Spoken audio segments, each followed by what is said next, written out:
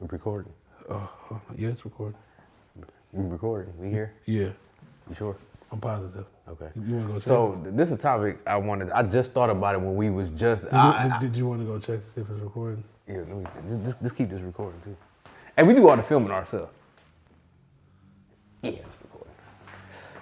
So I was just thinking about this topic. It just popped in my head when we was doing the last segment.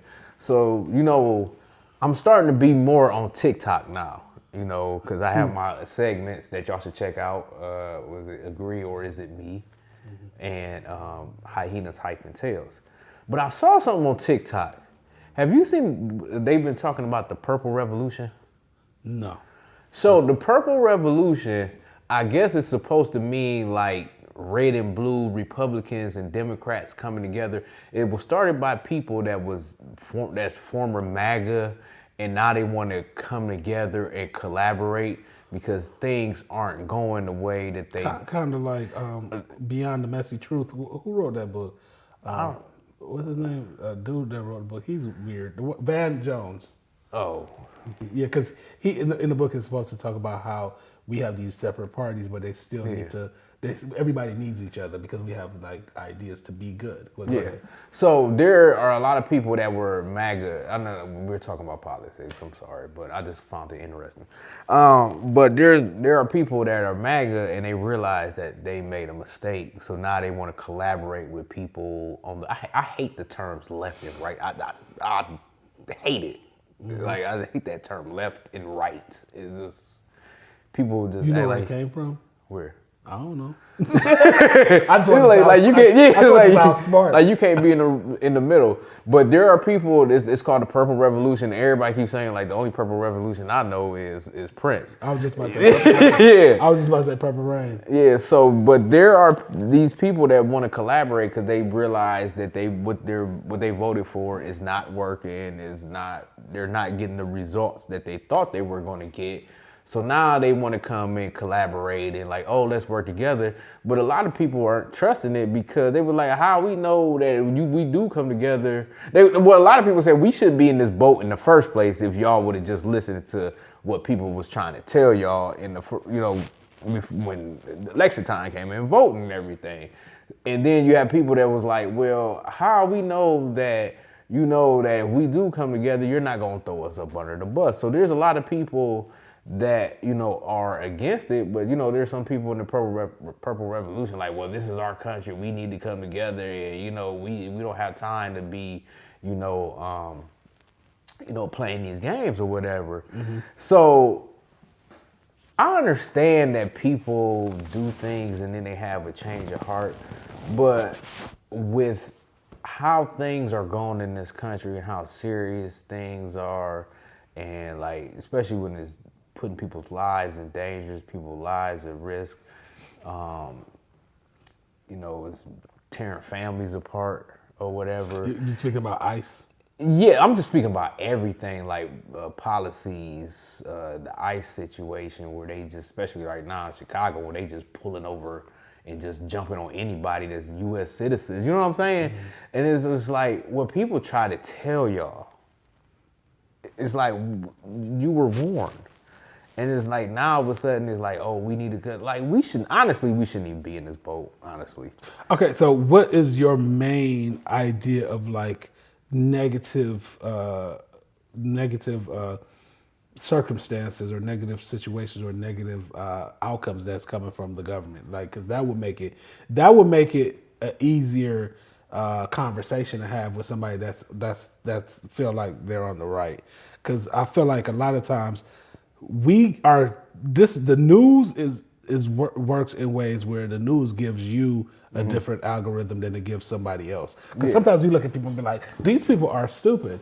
But then when you look at what they're seeing, because I've done like follow stuff, I'm like, dang, when you look at what they're seeing, it's like and it's not true. You know it's not true. But are they stupid or they just don't care because at that point in time, it don't affect them?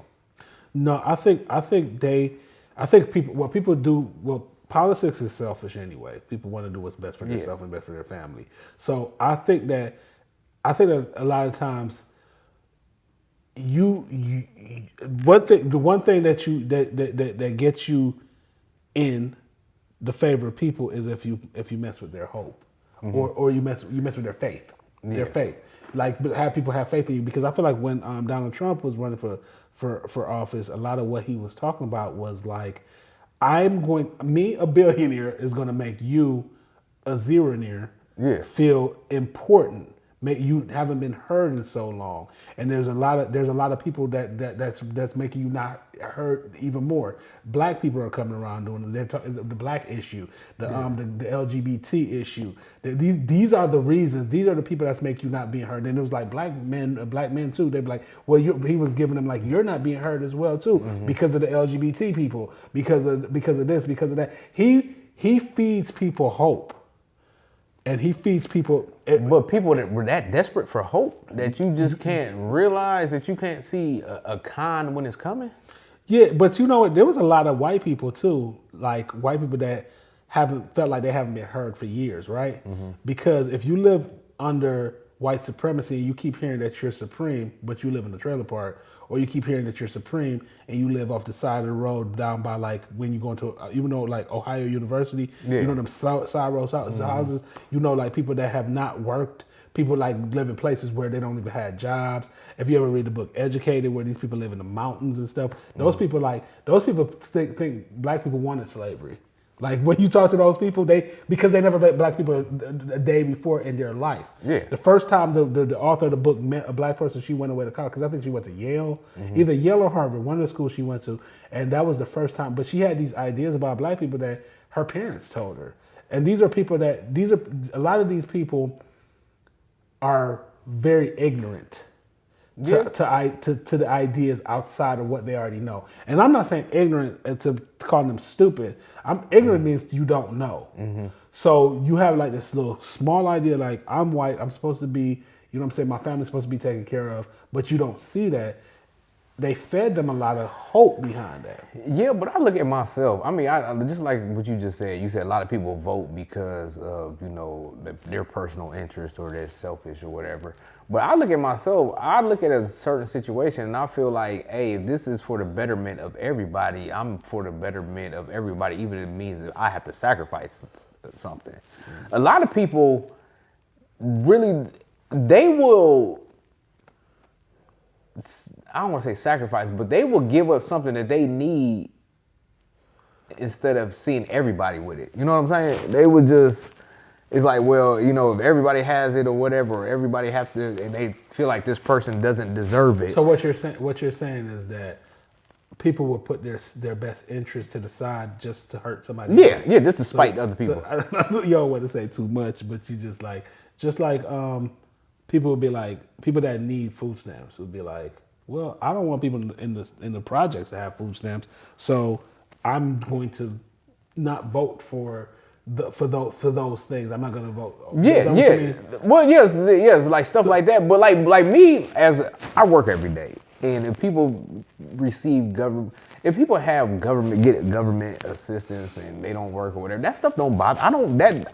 It has no effect on me because I'm worried about paying my bills and taking care of my son. Some people feel like that's something being taken away from them, because everybody in America feel like they have ownership. Like they have. But isn't that what we supposed to do in the country? Like I know there's people out there that but you had that in every day. But a lot of people get over on the system, and if somebody get over on the system, it's not my job to judge people or to condemn people because they got over on the system. It's my job to provide for myself, provide for my son, and take care of myself and be the best human being I can. Well, those people, I'm just gonna play devil's advocate. Those people feel like when you do that, it's taking something away from them because it's coming out of their tax dollars.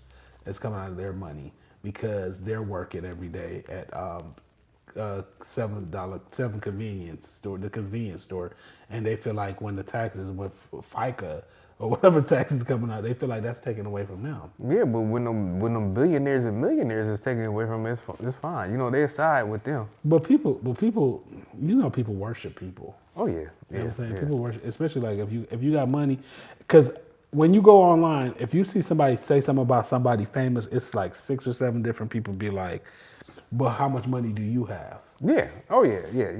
Do you know how many black conservatives online that talked about different things before, but they realized how much money they could make by talking about the disparagement of black people, that they don't really care. Officer Tatum. Officer Tatum, Brandon Tatum, Candace Owens, the twins, the MAGA twin dudes. It's a lot of them. There are some of them that authentically feel like there's something wrong with black people and they don't have like a totals. Because this is the thing that with a lot of black conservatives, they feel like life started on the year 2000.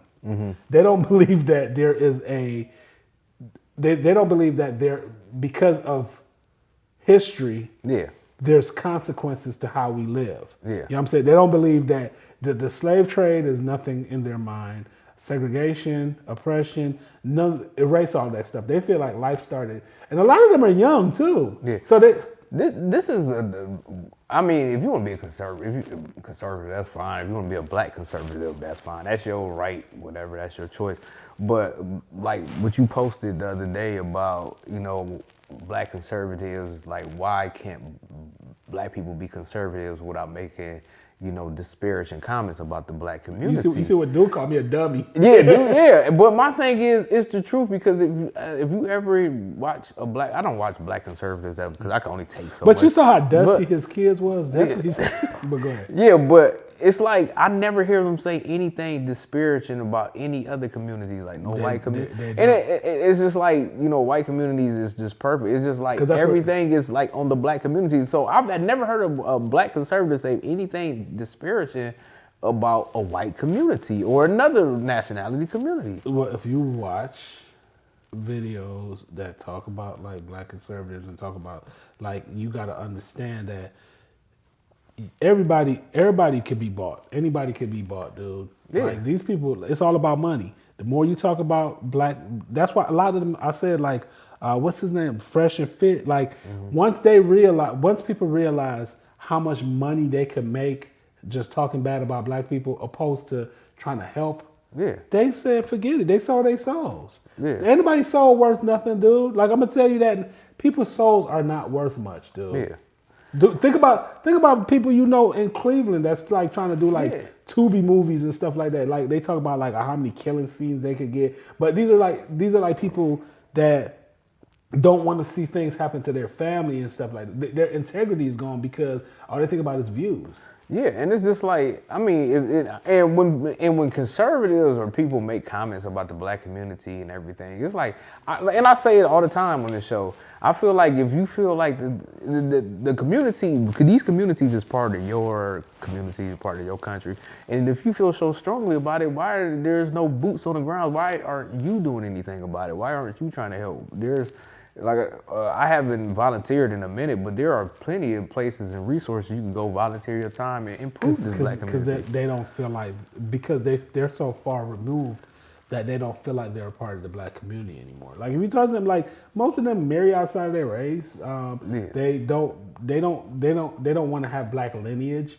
They don't want to have like black family base. Like, a lot of them, and I'm not calling them coons or sellouts or whatever, but some of them are. But they are. But I don't want to use those words. But I feel like a lot of them, they want to be so far removed from what black is. You know what I'm saying? Yeah. But they don't understand by the year 2050 something, most people gonna be mixed race anyway. Yeah, I think I saw something. So it's kind of like, they ain't gonna know how to act. None of us, either side of my skin gonna be dang near gone. Right or left. So it's kind of like, and I feel like people been fighting about race so long. And then they always gonna fight about race. Yeah, race is just so crazy. Hot topic. It's just always a hot topic. People just always gonna be fighting about race. I feel like the internet just made it hotter. Yeah. The internet, because we so close. We're not that far removed from each other. So, anything else you want to say? No, that's it. I just wanted to bring that Purple Revolution. Yeah. Rest in peace, Prince. Yeah. Shout out to the Qs. It's Perfect Revolution, brothers of Omega Psi Phi. All my friends are Megas. But this is where it's at, though.